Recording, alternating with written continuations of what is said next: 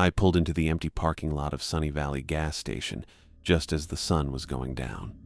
The place sat alone on the highway outside Cedar Falls, Iowa, my new home of exactly 2 weeks. The now hiring sign that had been taped to the door last week was gone, replaced by nothing. That was a good sign, I hoped. The job was mine. My car shuddered as I turned off the engine. The poor thing barely survived the drive from Chicago to this small town. I checked my watch, 7:45 p.m., 15 minutes early for my first night shift. I really needed this job. Moving to Cedar Falls hadn't been my first choice, or any choice really. After losing my apartment and most of my savings in Chicago, my only option was to crash with my cousin until I got back on my feet.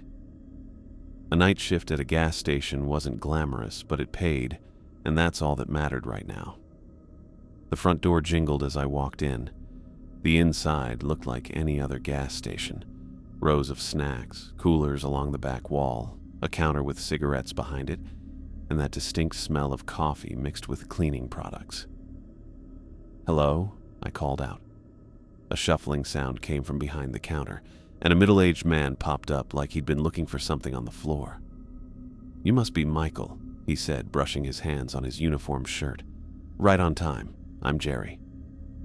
I walked over and shook his hand. His palm felt clammy, and he had dark circles under his eyes. Working nights will do that to you, I figured. "Thanks for giving me the job," I said. "I appreciate it." Jerry nodded, glancing toward the windows. "Let's get started on your training. I want to finish before it gets completely dark." For the next hour, Jerry showed me the basics. How to use the register, where the stock was kept, how to check in deliveries, and the closing procedures. All standard stuff.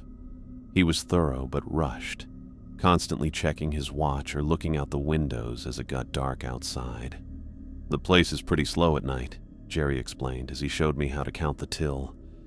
"Mostly truckers and the occasional local who needs something after the grocery stores close." I nodded, trying to remember everything he was telling me. The job seemed straightforward enough. "That covers most of the normal stuff," Jerry said, closing the register drawer. Then he paused, his expression changing. "But there's something else you need to know." He reached under the counter and pulled out an old leather notebook. The corners were frayed and the leather was cracked. "The rules," Jerry said, holding it like it was something precious and dangerous at the same time. "Rules?" I asked. "Rules for the night shift," he clarified, placing the notebook on the counter between us. "These are important, Michael. Very important." I opened the notebook, expecting to find standard company policies. Instead, I found a handwritten list that made no sense. 1. Don't let the man with the light bulb head stay too long. 9 minutes maximum. 2. Allow the woman in the red coat to buy a single beer. Do not comment on her appearance or behavior. 3. Hide from the tall man with the wide-brimmed hat. Do not let him see you. 4. Never go outside between 2 to 3 a.m. for any reason. I looked up at Jerry, waiting for him to laugh and tell me it was some kind of initiation prank, but his face remained totally serious. "What is this?" I asked, tapping the notebook. Jerry ran a hand through his thinning hair. "Look, I know how it sounds, but these rules aren't a joke. They keep you safe." "Safe from what? People with weird headwear?" I tried to smile, but Jerry's expression killed my attempt at humor. "Craig Patterson didn't think the rules were serious either," Jerry said quietly. "Who's Craig?" "The guy who had this job before you." Jerry looked down at his hands.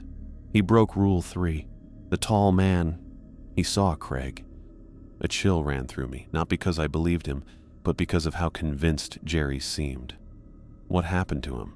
I asked, even though I wasn't sure I wanted to know. Jerry looked up, his eyes locking with mine. "I found what was left of him behind the dumpsters. The police never figured out what animal could have done that to a person." My stomach tightened. Either this was the most elaborate prank I'd ever experienced, or Jerry actually believed what he was saying. "So you're telling me these customers are dangerous?" I'm telling you that the rules keep bad things from happening, Jerry said. Just follow them exactly as written. I looked through the rest of the notebook. There were no explanations, no details about why these rules existed or what would happen if they were broken, apart from what supposedly happened to Craig. The light bulb head guy, what does that even mean? I asked. You'll know him when you see him, Jerry said, checking his watch again. Trust me. Just remember, 9 minutes. That's all he gets. After that, just tell him he needs to leave. He always listens. This was getting weirder by the second. And the woman in the red coat? She'll buy a beer, just one. Ring her up, take her money, and say nothing else to her. Jerry's voice had taken on an almost chanting quality, like he'd said these words many times before. The tall man? If you hear the door chime and see a tall man in a wide-brimmed hat, hide. Immediately. Don't let him see you. There's a space under the counter that's perfect. I closed the notebook. And I can't go outside between 2 and 3 a.m. because... Jerry shook his head. Just don't. Not for anyone or anything. Not if you hear screaming. Not if the building catches fire. Not if the president himself shows up. You stay inside during that hour. The conviction in his voice made the hair on the back of my neck stand up. Part of me wanted to hand back the notebook and walk out, but I needed this job, and if playing along with Jerry's delusions was part of it, I could manage that. I should get going, Jerry said, gathering his things. The night shift is all yours now. Remember the rules, Michael. Your life depends on it. He went toward the door, then turned back. One more thing. Keep that notebook with you at all times. Don't leave it where customers can see it. Then he was gone, the door jingling behind him, leaving me alone in the brightly lit gas station with a notebook full of bizarre instructions. I sat on the stool behind the counter, flipping through the notebook again. Was this some kind of psychological test? Or maybe Jerry was messing with the new guy? But that story about Craig felt too specific, too grim to be made up on the spot. I set the notebook aside and tidied up the counter area. The rational part of my brain said this was all nonsense. People don't have light bulbs for heads. The tall man and the woman in the red coat were probably regular customers that Jerry had built into bogeymen to make the night shift less boring. Yet I couldn't shake the genuine fear I'd seen in Jerry's eyes. He believed these rules mattered. He believed breaking them got Craig killed. I picked up the notebook again. Maybe it was better to be safe than sorry. I tucked it into my pocket, where I could easily reach it. The clock on the wall read 9:17 p.m. The night stretched ahead of me, long and suddenly full of uncertainty. I leaned back on the stool, torn between dismissing Jerry's rules as complete nonsense and the nagging worry that there might be something to them after all. The clock on the wall behind the counter read 12:23 a.m. 3 hours into my first night shift, and boredom had fully set in. I'd organized the candy display twice, checked the coolers to make sure everything was fully stocked, and even swept behind the counter. Anything to keep my mind off Jerry's weird notebook of rules. I kept it in my pocket, though. Not because I believed in glowing-headed customers or the mysterious woman in a red coat, but because Jerry seemed so dead serious about it. And on the off chance this wasn't some elaborate prank, I didn't want to end up like Craig Patterson. The gas station remained quiet. Outside, a single streetlight lit up the empty parking lot. An occasional car sped past on the highway, headlights briefly showing through the darkness before disappearing. None stopped. I pulled out my phone, scrolling through job listings in Cedar Falls. Maybe I could find something less creepy for tomorrow, but the pay here was decent, and night shifts meant fewer customers to deal with. Plus, I needed the money. My bank account couldn't handle another week of unemployment. The door chimed. I looked up, ready to greet my first customer of the night, and the words died in my throat. A man stood just inside the entrance. He was average height, wearing ordinary jeans and a dark jacket, But his head wasn't right. It was oversized, round, and gave off a steady yellow-white glow. The light pulsed slightly, like a bulb with a bad connection. Rule number 1 from Jerry's notebook flashed in my mind. Don't let the man with the light bulb head stay too long. 9 minutes maximum. I blinked hard. This couldn't be real. Maybe lack of sleep was making me hallucinate.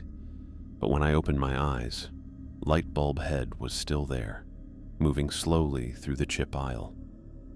He didn't grab anything, just walked along, looking at the shelves with a head that literally glowed like a lamp. I checked the time.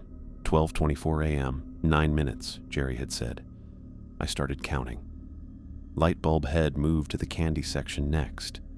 His movements were oddly calm and purposeful, like he was following a set path through the store. No other features were visible.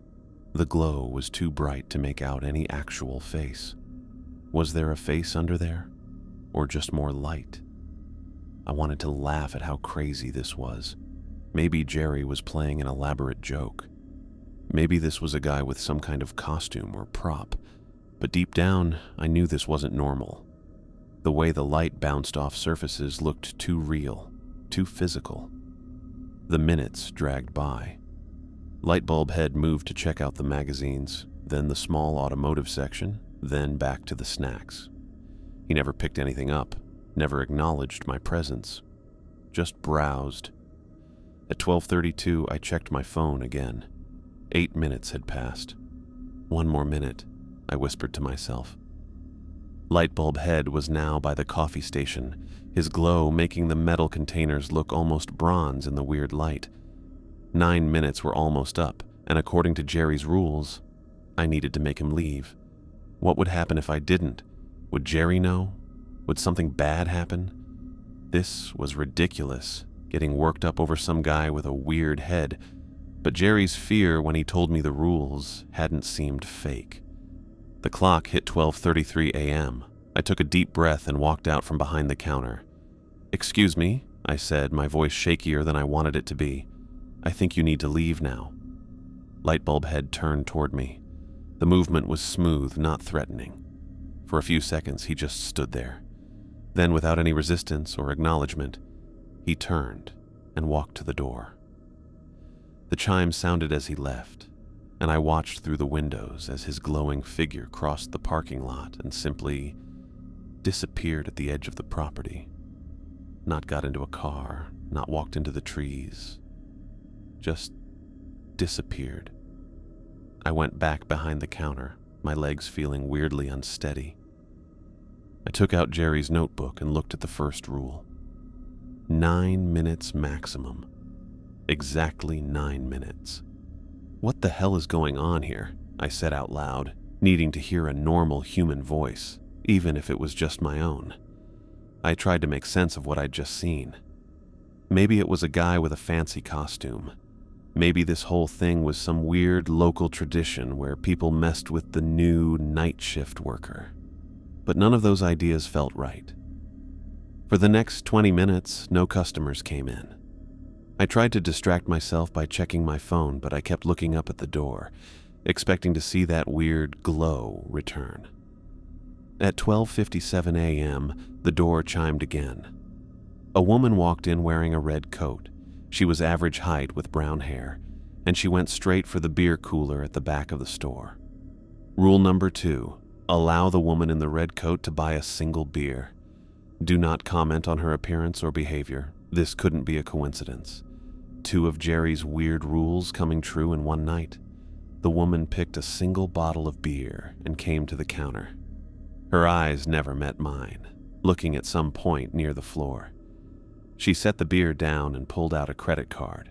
When she handed it to me, I saw the name, Emma. I rang up the beer without saying anything, following Rule 2 exactly. My hand touched hers as I gave back the credit card, and I noticed how cold her skin felt. Not just cool from the outside air, but ice cold. Emma took her beer and left without a word or glance. No thank you or good night. Nothing. I watched her through the windows as she walked to the edge of the parking lot. then turned and went along the highway. No car. Where was she going?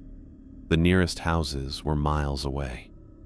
After Emma went out of sight, I pulled out Jerry's notebook again. 2 for 2 on the weird rules, which meant I checked the time. 1:10 a.m. Rule 3. Hide from the tall man with the wide-brimmed hat. Do not let him see you. According to Jerry, the tall man had killed Craig Patterson, or what was left of him had been found behind the dumpsters. Jerry had made that part very clear. I looked at the space under the counter where Jerry had shown me I could hide. It was cramped, but big enough for someone to squeeze into if they needed to. Part of me wanted to dismiss all this as nonsense, but after Lightbulb Head and Emma in her red coat, I couldn't ignore the pattern. These rules matched real people, or whatever these visitors were. The minutes ticked by. 1:20 a.m., 1:35 a.m. The store remained empty. I tried passing time by checking stock in the back room, but I kept coming back to the counter, watching the clock and the front door. 1:45 a.m. The door chimed. A tall figure stepped inside wearing a wide-brimmed hat that hid his face in shadow. He wore a long coat despite the warm summer night, his hands tucked into deep pockets. Rule 3 screamed in my head. Hide! Don't let him see you! But I didn't move. I stood frozen behind the counter, watching as the tall man noticed me and slowly began walking forward. Each step he took was careful, steady. He moved directly toward the counter where I stood, frozen with fear. This was the man Jerry said had killed Craig. I should be hiding right now. I should be under the counter. But my body wouldn't respond. The tall man stopped in front of the counter. Up close, I could see his hands. Normal human hands, rough but ordinary. He reached up toward his hat. I backed up against the cigarette display, nearly knocking several packs to the floor. The tall man lifted his hat, showing his face. I had to stop myself from gasping. His face was badly scarred. Scar tissue pulled his features into a twisted smile on one side. One eye sat lower than the other, and patches of skin had a strange texture, like wax that had melted and hardened again. But his eyes were alert, smart, and very human. He reached into his coat pocket. I tensed, expecting a weapon, but instead he pulled out a folded piece of paper. He placed it on the counter and slid it toward me. I hesitated, then picked it up and unfolded it. In messy handwriting, it read, "He's lying. Jerry is not who you think he is. Be careful." I looked up, questions forming, but the tall man put his finger to his lips, telling me to be quiet. Then he put his hat back on, gave me a slight nod, and turned away. I watched him walk to the door, his tall frame moving with the same steady pace. The door chimed as he left, and like the others, he walked to the edge of the parking lot before vanishing into the darkness. I looked down at the note again, reading the 11 words over and over. He's lying. Jerry is not who you think he is. Be careful. The clock on the wall read 1:55 a.m. 5 minutes until 2 a.m. Rule 4. Never go outside between 2 and 3 a.m. for any reason. I folded the note and put it in my pocket next to Jerry's notebook. 3 of the 4 rules had happened exactly as written. But now I had to wonder, were these rules actually protecting me, or were they serving some other purpose? Jerry had seemed really worried about my safety, but the tall man's warning suggested something else entirely. As the minute hand moved toward 2 a.m., I started questioning everything Jerry had told me. If he'd lied about the tall man, what else had he lied about? Was Craig Patterson really dead? Or was that story just meant to scare me into following rules that served Jerry's hidden agenda? The clock ticked closer to 2 a.m., and I looked out at the empty parking lot, wondering what would happen if I stepped outside during the forbidden hour. What was I being protected from? Or what was being protected from me? The rest of the night dragged on after my encounter with the tall man. I kept glancing at the clock as 2 a.m. arrived, but in the end I stayed inside. Something about the tall man's warning made me hesitate to test Jerry's fourth rule, at least not without more information. Instead, I spent the remaining hours watching the door and jumping at every sound. The gas station remained dead quiet. No more customers with light bulb heads, women in red coats, or tall men with warnings. Just me, the noisy fluorescent lights, and too many questions. By the time dawn broke, my eyes were very dry from lack of sleep. The morning light coming through the windows should have been reassuring, but it wasn't. Night might be over, but I still couldn't shake the weird events. At 6:58 a.m., a sedan pulled into the parking lot. Jerry climbed out, looking as tired as I felt. He straightened his uniform shirt before walking toward the entrance. The morning shift change had arrived. The door chimed as he walked in. "Morning," he said, avoiding eye contact as he made his way behind the counter. "Any problems last night?" I watched him for a moment, trying to read his face. "Actually, yeah, there was something." Jerry's hand paused halfway to the register. "What happened?" I reached into my pocket and pulled out the note. "The tall man came in last night." Jerry's head snapped up, his eyes suddenly alert. "You saw him? Did he see you?" "Yeah, we had a conversation. Well, sort of." I held up the folded paper. "He gave me this." Jerry's face went pale. His mouth opened and closed twice before he managed to speak. "You talked to him? You actually talked to him?" He didn't say anything, just handed me this note. I unfolded it and placed it on the counter between us. Jerry snatched it up. As he read it, his face went pale. He crumpled the note. "You can't trust him," Jerry said, his voice shaking. "Thomas Wright is manipulating you." "Thomas Wright?" I kept my voice even. "You never mentioned his name before." Jerry looked like he'd been caught in a lie. He shoved the crumpled note into his pocket. "Thomas worked here years ago," Jerry said after a pause. "He's the one who killed Craig. I told you about finding what was left of Craig behind the dumpsters? That was Thomas's doing." There was something forced about Jerry's reaction, like he was improvising a story on the spot. "He wants you to distrust me," Jerry continued, his words coming faster now. "So you'll break the rules. That's how he gets to you." "Why would he want to get to me?" Jerry ran a hand through his thinning hair. "Look, there are things about this place I can't explain. That's why the rules exist. They keep you safe." He glanced at his watch. "You should go home and get some sleep. I'll see you tonight." The dismissal was obvious. I grabbed my jacket and went for the door, turning back one last time. Why does he look like that? His face? Jerry's expression hardened. "Because he tried to break the rules. That's what happens." His tone became almost threatening. "Remember that, Michael." I nodded and left, the door chiming behind me. The drive back to my cousin's apartment took 15 minutes. Jerry knew the tall man's name. He'd called him Thomas Wright without hesitation, yet he'd never mentioned that detail before. And why would Thomas kill Craig? What would be his motive? My cousin had already left for work when I got back to the apartment. I made coffee and sat at the kitchen table, too wired to sleep. The confrontation with Jerry played over and over in my mind. I kept seeing his face when I showed him the note. Shocked, angry, and worst of all, afraid.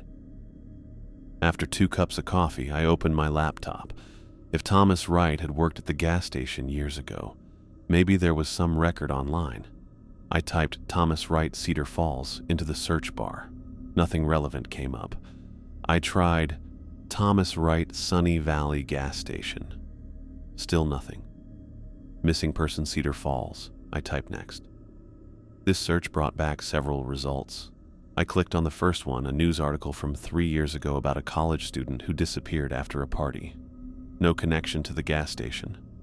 The second was about an elderly man with dementia who wandered away from his home and was found 2 days later. The third article made me sit up straight. Local man missing. Police seek information. The story was from 2018, about Ethan Winters, 24, who disappeared after his night shift at a gas station on Highway 27, the Sunny Valley gas station. The police had found his car in the parking lot, but no sign of Ethan. The article mentioned there was no evidence of foul play and the case remained open. I kept digging. Over the next hour, I found 2 more cases. Ryan Murphy in 2016 and Daniel Cooper in 2013. Both had worked night shifts at the Sunny Valley gas station. Both had disappeared without a trace. Then I found the article that made me freeze. From 2015, headlined "Local Business Owner Missing." Robert Garcia, 52, owner of Sunny Valley gas station, had disappeared shortly after hiring a new night clerk. The police statement mentioned that Mr. Garcia was last seen at the gas station on a Friday evening. When his daughter came to check on him the following Monday, the station was being operated by a new manager who claimed Garcia had hired him and then left town for personal reasons. The description of the new manager matched Jerry. I stared at the screen until my eyes burned. This couldn't be a coincidence. Multiple people connected to that gas station had vanished over the years, and based on the timeline in the articles, Jerry had appeared right around the time the owner disappeared. Sleep was impossible now. I paced around the apartment, trying to make sense of everything. Jerry's rules, the strange customers, Thomas Wright's warning, and now a pattern of disappearances all centered on that gas station on Highway 27. By the time evening came, I'd made a decision. I needed to find hard evidence. If Jerry was involved in these disappearances, there might be something at the gas station. Something linking him to Craig or the others. I arrived 30 minutes before my shift was scheduled to start. The parking lot was empty. Jerry's car wasn't there yet. I used my key to let myself in. The store was quiet, the only sound coming from the buzzing coolers along the back wall. I headed straight for the small office behind the counter. I'd only been in there once during my training when Jerry showed me where the safe was kept. The room was tiny, with barely enough space for a desk, filing cabinet, and small safe bolted to the floor. I started with the desk drawers. Nothing unusual, just paperwork, receipts, and office supplies. The filing cabinet contained employee records, but I found nothing for Thomas Wright or Craig Patterson. In fact, there were only 2 employee files, mine and Jerry's. My eyes moved to the air vent near the ceiling. It looked slightly crooked, the screws not fully tightened. I grabbed the desk chair and positioned it under the vent. Standing on it, I removed the loose screws and pulled the vent cover off. Inside was a plastic bag. I pulled it out. Inside the bag were a wallet and a phone. The wallet contained a driver's license for Craig Patterson, along with $37 and a few credit cards. The phone was older, its screen cracked on one side. I pressed the power button, not expecting it to work after sitting in a vent for who knows how long. To my surprise, it lit up. The battery was at 12%. Just enough juice to check it. The phone was locked, but the notifications were visible on the screen. Dozens of text messages, all from the same contact. Jerry. I swiped up to see the preview of the most recent one. Craig, where are you? You missed your shift again. Call me ASAP. The timestamp showed it was sent 3 days after Jerry claimed Craig had been killed. My hands shook as I put everything back in the bag and returned it to my pocket. I replaced the vent cover, tightened the screws, and moved the chair back to its original position. Just as I was closing the office door, I heard a car pull into the parking lot. I quickly moved behind the counter, pretending to check the register as Jerry walked in. "You're early," he said, eyeing me carefully. "Yeah, couldn't sleep well," I replied, trying to keep my voice steady. "Thought I might as well come in and get set up." Jerry nodded, but something in his expression had changed. He watched me with unusual intensity, like he was trying to read my thoughts. "Did you get any rest after your shift?" he asked, setting his bag down. "A little. First night was just a lot to take in." Jerry moved around the store, checking stock levels and straightening items on shelves. Every few minutes, I caught him glancing in my direction. "I was thinking about what you said this morning," I said, breaking the uncomfortable silence. About Thomas Wright. Jerry stopped what he was doing. What about him? You said he used to work here. What happened to him exactly? Jerry's eyes narrowed. He tried to break the rules. That's all you need to know. Which rule? Rule 4. Jerry's voice dropped. He went outside during the forbidden hour. Whatever's out there and got to him. Changed him. That's why his face is like that now. I nodded as if accepting his explanation. And Craig, you're sure it was Thomas who... I found what was left of him. Jerry's tone grew harsh. Don't let Wright fool you, Michael. He's dangerous. If you see him again, follow Rule 3. Hide. We went through the closing procedures in tense silence. As Jerry prepared to leave, he paused at the door. Speaking of the rules, he said, checking his watch. Remember Rule 4 tonight. It's particularly important. Don't go outside between 2 and 3 a.m., I recited. For any reason. Exactly. Jerry studied my face for a moment longer. I'll see you in the morning. After he left, I pulled out Craig's phone again. The battery was now at 8%. I scrolled through the notification screen, reading the previews of text messages Jerry had sent after Craig supposedly died. Craig, this is the 3rd shift you've missed. If you don't show up tonight, don't bother coming back. This is your final warning. Why would Jerry send these messages if he'd found Craig's remains behind the dumpsters? Unless Craig hadn't died at all. Unless Jerry was lying. I put the phone away and checked the time. 9:42 p.m. Hours to go before 2 a.m. Lightbulb Head came in at his usual time, stayed his 9 minutes, and left when asked. Emma in her red coat bought her single beer without making eye contact. The night followed the pattern Jerry had described. Except this time, I knew what I was going to do. When 2 a.m. rolled around, I wasn't going to stay inside like Jerry insisted. I was going to break Rule 4. Whatever was outside, or whatever wasn't outside, I needed to know the truth. And if Jerry had lied about Craig, about Thomas, about everything else, then he was probably lying about this too. The clock ticked closer to 2 a.m. I watched the second hand move, feeling scared but determined. If I stepped outside during the forbidden hour, I might finally understand what was happening at this gas station. Or I might end up like the others who had disappeared without a trace. At exactly 2 a.m., I pushed open the gas station door and stepped outside. The parking lot looked normal, bathed in the harsh glow of the overhead fluorescent lights. A moth fluttered around one of the fixtures, casting a tiny dancing shadow on the cracked asphalt below. I stood there for a moment, breathing faster than normal. The warm night air felt thick in my lungs. Part of me had expected something to happen immediately. Maybe the sky to split open or some monster to appear, but there was nothing. Just the faint noise of occasional traffic on the highway and the buzz of insects in the grass beyond the lot. Jerry's warning kept playing in my mind. Never go outside between 2-3 a.m. for any reason. Yet here I was, breaking rule number 4, and the world hadn't ended.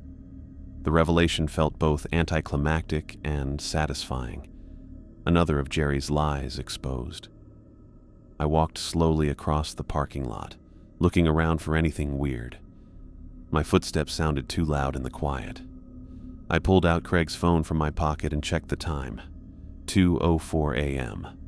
Still nothing strange. Near the edge of the property, I turned back to look at the gas station. From this angle, the bright lights inside made the windows shine in the darkness. I thought about the other employees who had worked here before me. Ryan Murphy, Daniel Cooper, and who knew how many others. Had they also stood out here in the dark, breaking Jerry's rules, trying to understand what was happening? I walked around the whole lot, staying alert for anything strange. The dumpsters sat at the far corner of the property, partially hidden from the main building by a small maintenance shed. This would be where Jerry claimed to have found Craig's remains. I walked up slowly, not entirely sure what I was looking for. Evidence of a struggle? Bloodstains? Some sign that Craig had actually died here? The area around the dumpsters looked clean. Too clean, actually. No scattered trash, no stains on the concrete pad beneath them. If something violent had happened here, someone had gone to great lengths to remove all traces of it. I checked the time again. 2:17 a.m.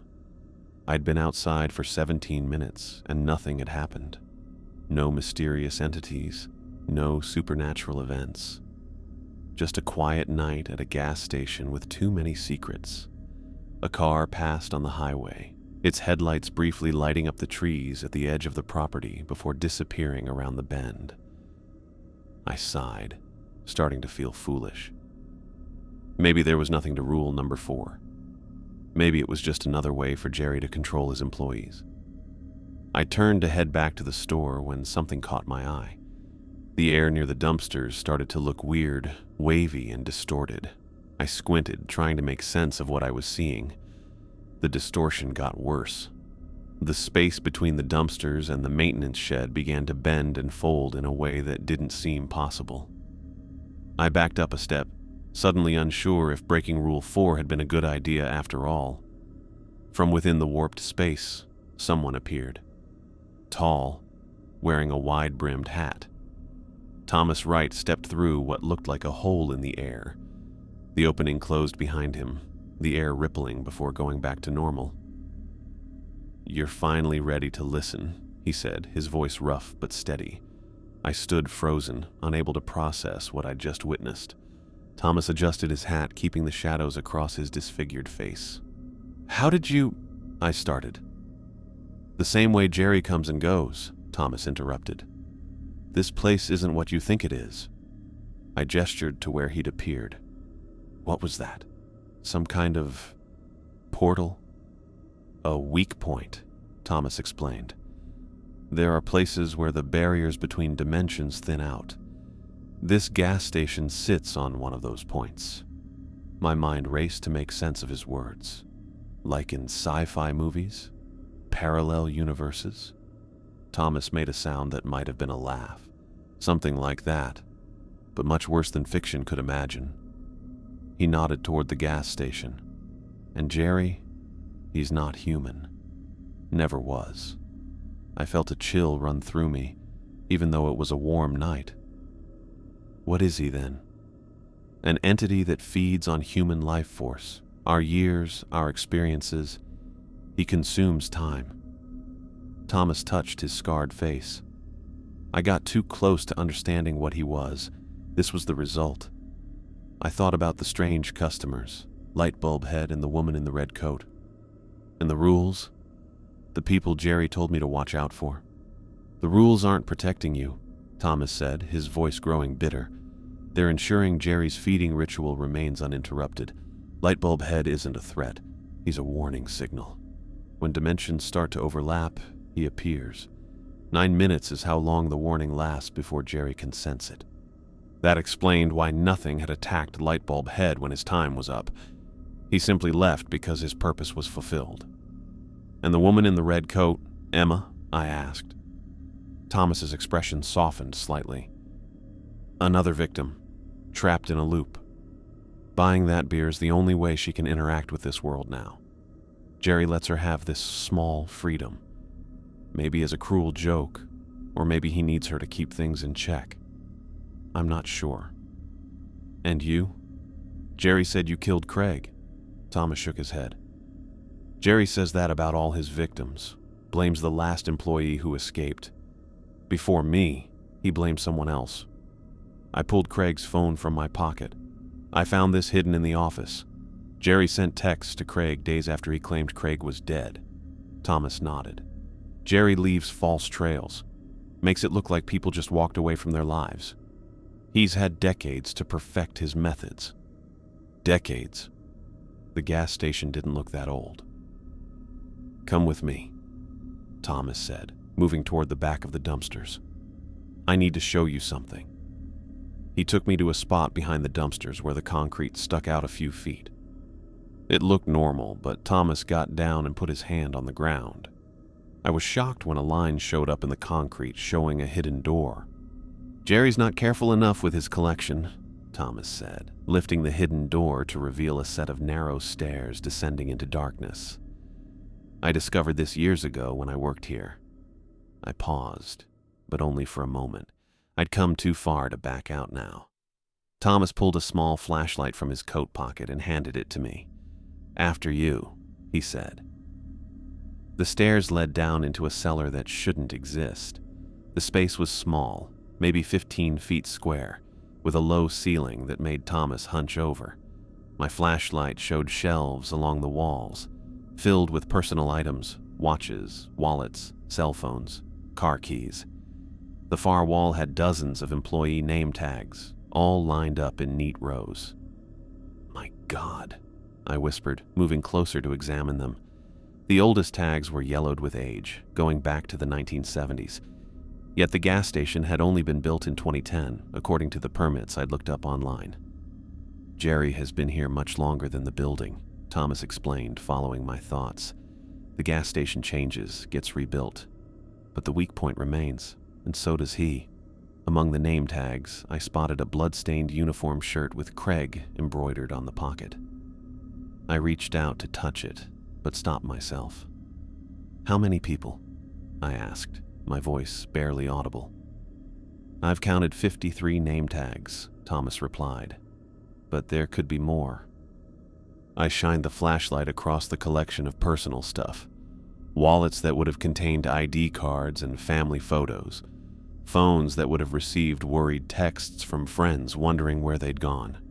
Lives interrupted and then erased.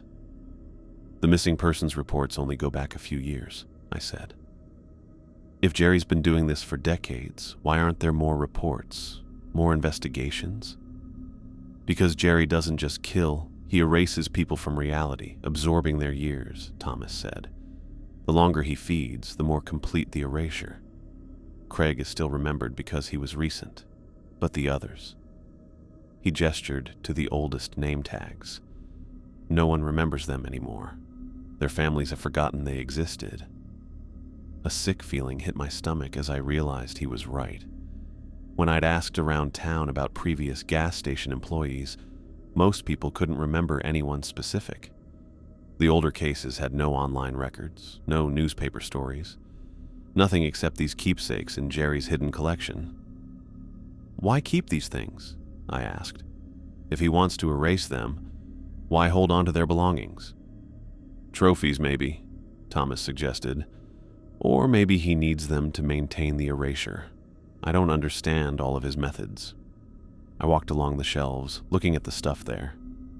Some things looked really old, others seemed newer. My flashlight lit up a set of keys with a Cedar Falls Community College keychain, probably from one of the missing students I'd read about. "How did you escape?" I asked Thomas. He touched his scarred face again. "I learned what he was and tried to fight back. I knew enough about the weak points to slip through during the forbidden hour, but not enough to protect myself from the damage it caused. I've been trying to warn his victims ever since, but Jerry's rules make it difficult. If employees follow them perfectly, I can't make contact. So the rules are real. They're just not meant to protect us." Thomas nodded. "Rule 3 keeps you from meeting me. Rule 4 keeps you from discovering this place. Rule 1 ensures you send away the warning before Jerry notices. And Rule 2... He stopped talking, looking upset. "What about Rule 2? Emma buying the beer?" "A cruelty," Thomas said quietly. "A reminder to Jerry of all he's consumed. She was the first, you see. The original owner of this land. Every beer purchased is a token of remembrance, but also reinforces her imprisonment." I thought about Emma's cold hand when she'd handed me her credit card, how she wouldn't look at me. She seemed stuck in a routine, doing the same thing every night. "How do we stop him?" I asked. "Together," Thomas replied. "But not tonight. Jerry will return at dawn, and we need to be prepared. There's a ritual that can send him back and seal the weak point, but it requires items I don't have yet." I nodded, understanding. "What do you need?" "Blood from the victims. There's enough here." He gestured to Craig's uniform. "And something personal from someone who escaped. That would be me. But most importantly, we need someone connected to this reality who understands the truth. That's you, Michael. The way he said it made it sound like I'd been chosen for this, but that couldn't be right. I'd just been desperate enough to take a night shift job with bizarre requirements. "We should leave," Thomas said, glancing at his watch. "You've been out here too long. Jerry might sense something's wrong." We climbed back up the stairs and Thomas sealed the trap door behind us. The concrete seemed solid again, with no visible seam or handle.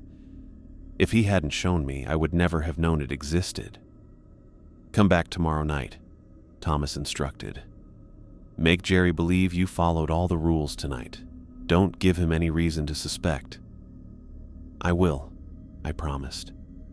Then a thought occurred to me. "Wait, do you know Robert Garcia, the owner who disappeared when Jerry showed up?" Thomas made a face. "Another of Jerry's victims. Jerry takes identities sometimes, not just lives. He's probably worn many names over the decades." I thought about Sarah Garcia, still searching for answers about her father. Just one of many who had lost someone to Jerry Foster. "Be careful going back inside," Thomas warned. "Act normal. I'll find you tomorrow." With that, he turned and walked toward the edge of the property where it was really dark. Just before he got to the trees, he stepped to the side and disappeared, leaving me alone in the parking lot. I checked the time, 2:47 a.m.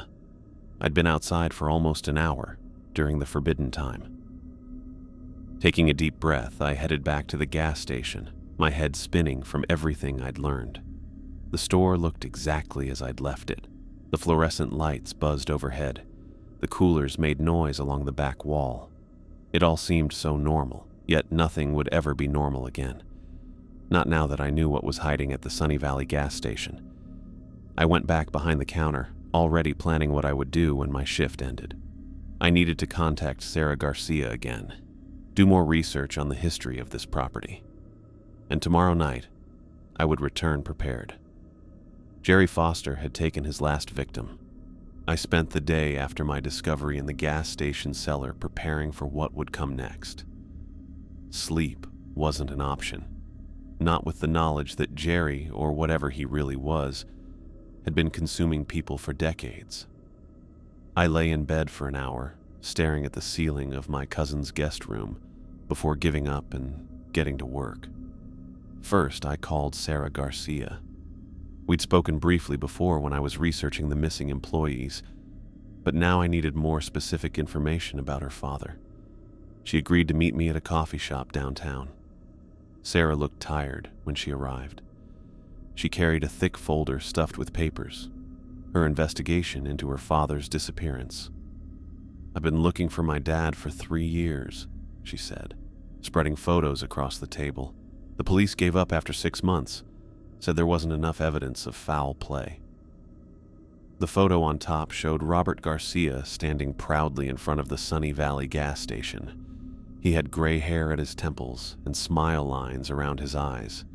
He seemed like the type who'd wave to regular customers by name. "Tell me about the new employee your father hired," I said. Sarah pulled out a statement she'd given police. "Dad called me the day before he disappeared. Said he'd hired someone to manage the night shift, a middle-aged guy who seemed experienced. 3 days later, I went to the station and found this new guy running everything. He told me Dad had sold him the business and left town. Was it this man?" I pulled out my phone and showed her a picture I'd secretly taken of Jerry. Her face got serious. "That's him. Exactly him. And he hasn't aged a day in 3 years." We talked for another hour. Sarah shared everything she knew about her father and the gas station. The property had changed hands multiple times over the decades, with owners frequently disappearing without explanation. The current building was relatively new, but a gas station had stood on that spot since the 1970s. After leaving Sarah, I drove to a hardware store and bought supplies based on Thomas's instructions: rock salt, iron filings, chalk, and a small pry bar. On my way back, I stopped at a Catholic supply store for holy water and at an herbalist shop for sage and other protective herbs. By late afternoon, I'd packed everything into a backpack. I tried to rest before my shift, but I couldn't stop thinking about questions. What exactly was Jerry? How had he existed for so long without being caught? And how many people had he erased from reality? I arrived at the gas station 30 minutes early. The parking lot was empty, so I had time to start my plan. I went straight to the storage room at the back of the building and hid my backpack behind some boxes. Then I pulled out a small pouch of salt and tucked it into my pocket. The door chimed as I walked back into the main store. Jerry stood at the counter, checking the register. "You're early," he said without looking up. "Couldn't sleep," I replied, trying to sound casual. "Figured I might as well come in." Jerry nodded, closing the register drawer. "Any problems last night? See any of our special customers?" I took a deep breath. Time to put on a show. "The light bulb guy came in," I said, making my voice shake slightly. "And he stayed too long." Jerry's head snapped up, his eyes suddenly focused on me. "What do you mean, too long?" "I asked him to leave after 9 minutes like you said, but he just stood there staring at me." I ran a hand through my hair, acting distressed. He stayed for nearly 15 minutes before finally walking out. Jerry's face paled. He came around the counter and grabbed my arm. "What happened after that? Did you see anything unusual? Feel anything?" I pulled away from his grip. "No, nothing happened, but I got scared, so I checked the rules again. You never told me what happens if he stays too long." Jerry paced back and forth, looking at his watch, then out the windows. The sun was setting in the parking lot. "I need to check the perimeter," he muttered, heading for the door. "Stay inside. Don't let anyone in until I get back." Perfect. This would give me time to finish setting up. As soon as Jerry was outside, I rushed to the storage room and pulled out my backpack. Thomas had said he would arrive around dusk, finding his way in through one of the weak points. Sure enough, when I opened the storage room door, Thomas was there, coming through what looked like a crack in the air near the back wall. He gave me a serious nod. "You got everything?" he asked. I showed him the supplies I'd bought. "Salt, iron, holy water, chalk, everything you mentioned." "Good." Thomas took the chalk and began drawing symbols on the floor. "We need to work quickly. Did you distract Jerry?" "Told him Lightbulb Head stayed too long last night. He went to check the perimeter." Thomas nodded, continuing his work. "Smart. That would worry him. It means the boundaries are already weakening." I got the stuff I'd grabbed from the cellar the night before. Craig's bloody name tag and a small token with Thomas's initials that he'd left behind years ago. "Will these work for the ritual?" I asked. Thomas examined them. "Yes. The blood of a victim and something personal from someone who escaped. Now we just need..." The storage room door banged open. Jerry stood there, his face twisted with rage. "I knew it," he spat. "You broke Rule 4 last night. You went outside during the forbidden hour." I backed up a step. "Jerry, I can explain." "You can't explain anything," Jerry snarled, moving toward me. "You have no idea what you're dealing with." "Actually," I said, reaching into my pocket, "I know exactly what I'm dealing with. You're not human. You consume people, erase them from existence." Jerry stopped, his head tilting at an odd angle. "Who told you that? Was it him?" He pointed at Thomas. "The rule breaker? The one I warned you about?" "No," I said. "It was your collection in the cellar that told me. All those name tags, wallets, phones, trophies from the people you've erased." Jerry's face began to change. His mouth stretched wider than humanly possible, his eyes darkening until they were hollow black pits. "You went into my special place," he said, his voice distorting. "Touched my things." He lunged forward, hands changing into claw-like things. I pulled the pouch from my pocket and threw a line of salt between us. Jerry howled as he hit the invisible barrier, jumping back like he'd been burned. The salt line glowed faintly blue where he'd touched it. What happens if Lightbulb Head stays too long? I asked, backing toward Thomas. You never answered my question? Jerry hissed, circling the edge of the salt line like a predator looking for a way in. When he stays, the barriers weaken. The worlds start to bleed together. Letting things cross over, I said. Things like you. Jerry's face did something that looked like a smile but wasn't quite right. I've gone by many different names over the years. Jerry Foster is just the newest one. He pointed at the gas station around us. This place sits right on top of where worlds get thin, founded ages ago, perfect for feeding. And the rules? I asked, buying time as Thomas continued preparing the ritual behind me. They're not for protection, are they? Oh, they protect something, Jerry said, his voice changing pitch erratically. They protect my feeding ritual. Rule 1 ensures the warning signal doesn't alert others to my presence. Rule 3 keeps troublemakers like him, he pointed at Thomas, from interfering. And Rule 4.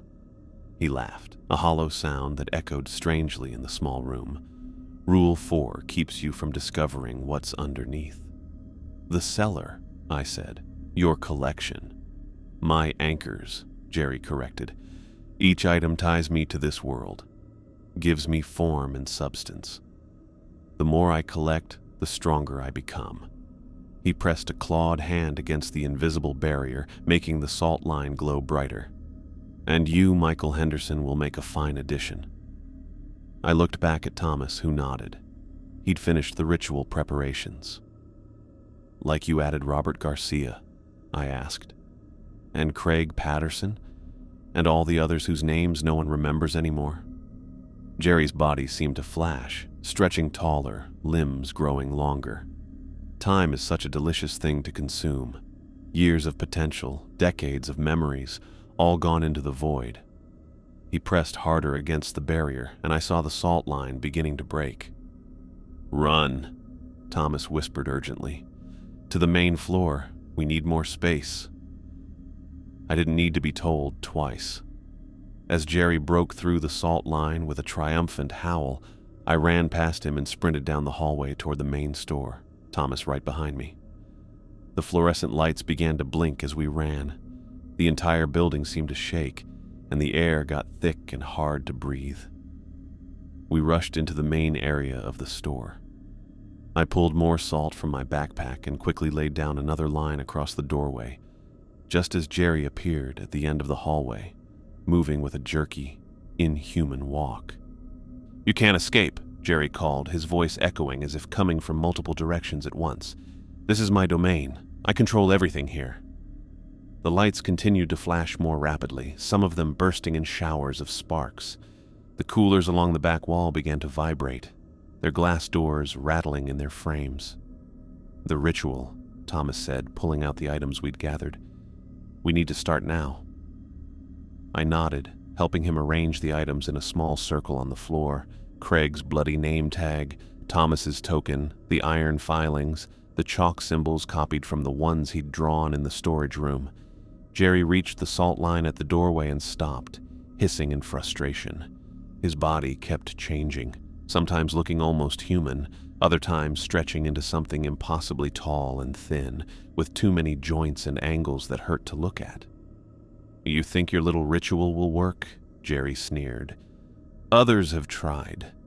Their remains are in my collection too. I tried to block out his words, focusing instead on what Thomas told us to do. We needed to say the names of the victims, calling them from Jerry's collection to weaken his hold on this reality.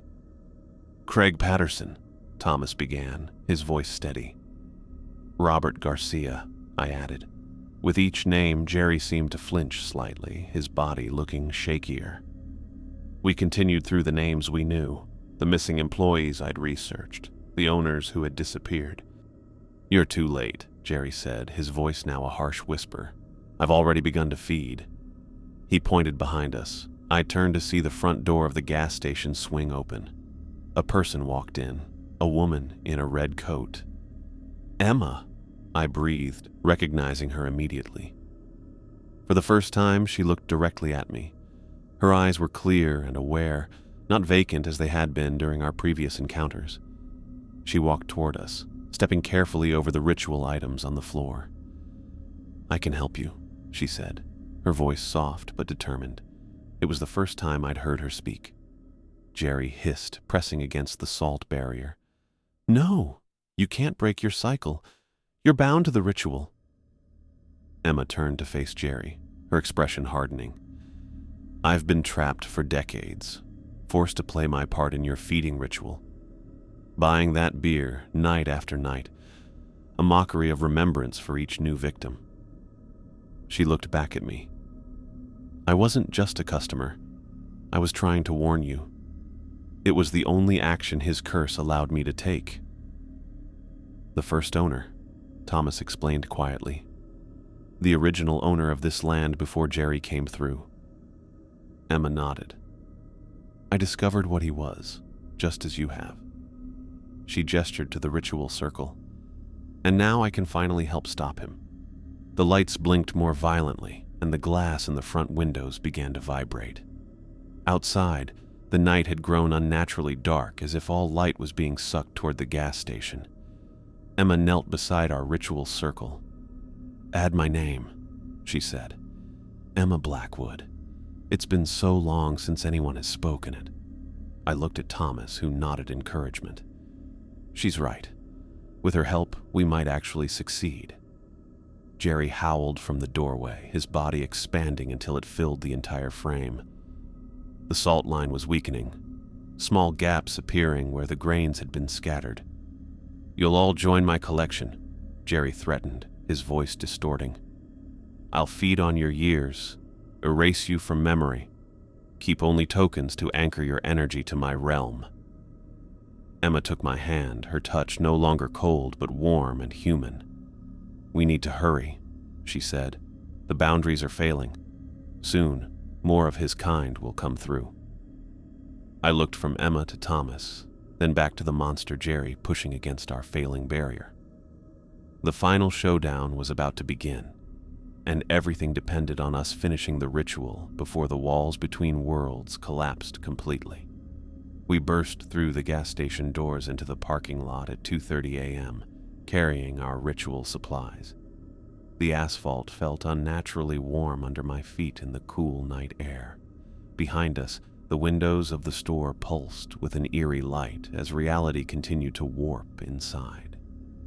"We need more space," Thomas said, his scarred face tense with concentration. "The energies are too volatile to contain indoors." Emma nodded. "Out here, between worlds, we'll have more control over the ritual." Jerry followed us outside, but he didn't look human anymore. His arms and legs had stretched way too long, with joints bending in ways that hurt to look at. His face was all stretched out, with his mouth split open super wide, showing rows of jagged teeth like broken glass. Only his eyes still looked familiar. They were just black holes that seemed to suck in all the light around them. "You think you can stop me?" Jerry's voice came from everywhere at once, echoing across the empty parking lot. "I've existed for centuries, feeding on the forgotten." We spread out, making a triangle around him just like Thomas told us to. I held the iron pipe I'd grabbed from the store's maintenance closet. In my pocket, I had Craig's bloody name tag, our link to Jerry's victims. "Now," Thomas commanded, sprinkling salt in a circle around Jerry. The three of us began to recite the names of those Jerry had eaten over the decades. With each name, Jerry twitched and shrank back, like the words hurt him. "Craig Patterson," I called out. "Robert Garcia," Emma added. "Daniel Cooper," Thomas continued. We worked our way through the list of names we'd memorized from the cellar collection. With each one, Jerry's body became more unstable, his edges getting fuzzy. Brian Murphy, Ethan Winters, James Sullivan. Jerry let out a shriek that shattered the glass of the gas station windows behind us. His body contracted and then expanded, growing taller until he stood high above us. "Enough!" he roared, lashing out with one elongated arm. I ducked as his claws whistled over my head. Thomas kept going with the ritual. His voice stayed steady even with all the danger. "William Foster, 1994. George Kennedy, 1987. Jerry turned toward Thomas, rage twisting his already messed up face. I saw my chance and hit him with the iron pipe as hard as I could, smashing what counted as Jerry's face. The impact sent shockwaves up my arms, but Jerry pulled back with a hiss of pain, black goo dripping from the wound. "You're just food," Jerry spat, his words gurgling through the damage I'd caused. "All of you. Just walking time that I consume."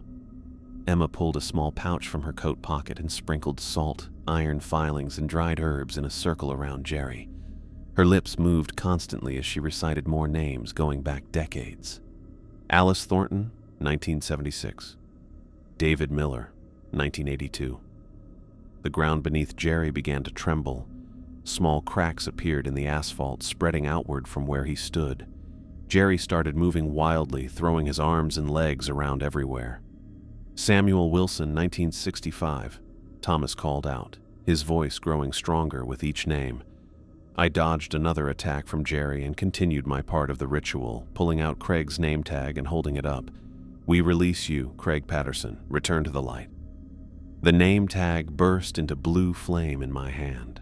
The fabric burned away to nothing. The cracks in the pavement widened, revealing not dirt or concrete beneath, but a swirling vortex of darkness shot through with flashes of purple light, the air filled with a high-pitched whine that made my teeth ache. Jerry's body began to break apart, pieces of him dissolving into the air. But he wasn't going quietly. With a final surge of effort, he lunged toward me, claws extended. I tried to back away, but he caught my ankle, his grip cold and burning at the same time. "If I go back, you're coming with me," Jerry snarled, pulling me toward the expanding vortex. I struggled to break free, digging my fingers into the asphalt, but his strength was inhuman. My body slid inch by inch toward the swirling darkness. Thomas looked at me, then at Jerry, and I saw something change in his expression. He pulled a small metal token from his pocket, the same one we'd used in the ritual, and pressed it against his scarred face. "One more name," Thomas said quietly. "Thomas Wright, 1997. Before I could react, Thomas ran at Jerry and tackled him. The hit broke Jerry's grip on my ankle, and I scrambled backward as both Thomas and Jerry wobbled on the edge of the vortex. "Thomas, no!" I reached out, but it was too late. With a grim smile, Thomas wrapped his arms around Jerry's writhing body and let himself fall backward into the swirling darkness. Jerry's shriek of rage cut off suddenly as they disappeared from view. The vortex began to contract almost immediately, the edges pulling inward. Emma rushed to the edge but grabbed my arm when I tried to follow. "Stop! You can't help him now. We have to get him out!" I struggled against her grip, surprised by her strength. "Thomas knew what he was doing," she said, her voice gentle but firm. "He's wanted this release for decades. The pain of existing between worlds was worse than any death." I watched helplessly as the portal grew smaller, the cracks in the asphalt sealing themselves. The whining sound faded, replaced by the normal ambient noise of a gas station at night. The buzz of the refrigeration units, the distant sound of traffic on the highway. "Is he?" I couldn't finish the question. I couldn't. "Gone," Emma confirmed, but at peace. What happened to Thomas when he escaped the first time left him trapped between realities. This was his way of finally finding rest. I looked at Emma and noticed I could see through her. She was fading, becoming transparent around the edges. Her red coat was losing its color, changing from bright red to pale pink. Then to nothing. "You're disappearing," I said, reaching out to her but finding my hand passed right through her arm. Emma looked down at herself with a mix of wonder and sadness. "Jerry's curse is broken. I'm free." She smiled, and for the first time since I'd met her, the expression reached her eyes. "After 70 years of buying that beer every night, I can finally move on." "Where will you go?" I asked. "I don't know," she admitted, "but anywhere is better than being trapped in that loop."